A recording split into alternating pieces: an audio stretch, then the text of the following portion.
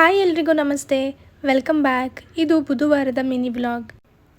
ಇವತ್ತು ಬೆಳಗ್ಗೆ ಎದ್ದು ಎಲ್ಲ ಕೆಲಸ ಮುಗಿಸ್ಕೊಂಡು ರಂಗೋಲಿ ಹಾಕಿ ಒಂದು ಲೋಟ ಬಿಸಿನೀರನ್ನ ಕುಡಿಯೋದ್ರ ಜೊತೆ ನನ್ನ ದಿನನ ಸ್ಟಾರ್ಟ್ ಮಾಡಿದೆ. ಇವತ್ತು ಬ್ರೇಕ್ಫಾಸ್ಟ್ಗೆ ಟೊಮ್ಯಾಟೊ ಬಾತ್ ಮತ್ತು ಅದ್ರ ಜೊತೆ ಫೈಬರ್ಗೋಸ್ಕರ ವೆಜಿಟೇಬಲ್ಸ್ನ ಸ್ಟೀಮ್ ಮಾಡಿ ಅದನ್ನು ಸ್ಟಿರ್ ಫ್ರೈ ಥರ ಮಾಡ್ಕೊಂಡಿದ್ದೆ.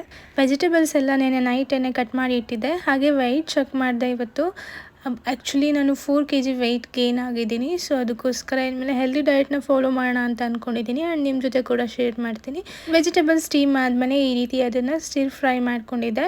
ಸೊ ನಂತರ ಇದೆಲ್ಲ ಮುಗಿಸ್ಕೊಂಡು ಲಂಚ್ ಬಾಕ್ಸ್ನು ಕೂಡ ಪ್ಯಾಕ್ ಮಾಡಿ ಕೊಟ್ಟೆ.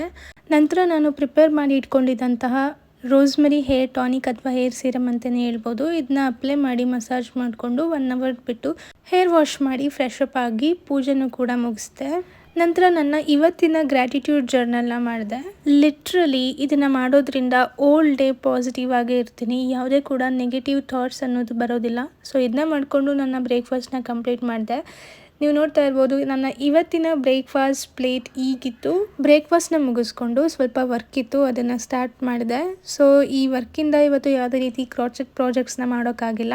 ನಂತರ ಲಂಚ್ನ ಕೂಡ ಮಾಡಿಕೊಂಡೆ. ಸೊ ನನ್ನ ಲಂಚ್ ಪ್ಲೇಟ್ ಇವತ್ತಿಂದು ಹೀಗಿತ್ತು. ಪ್ರತಿದಿನದ ನನ್ನ ಡಯಟ್ ಪ್ಲೇಟ್ನ ನಿಮ್ಮ ಜೊತೆ ಶೇರ್ ಮಾಡಬೇಕು ಅಂದ್ಕೊಂಡಿದ್ದೀನಿ. If you are interested, don't forget to follow me. Thanks for watching.